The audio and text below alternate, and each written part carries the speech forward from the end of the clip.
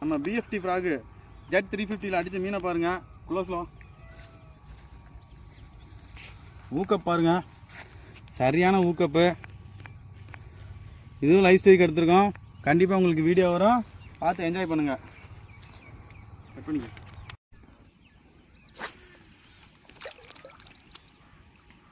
அப்படி பாருங்க, பெருசுடா டேய்.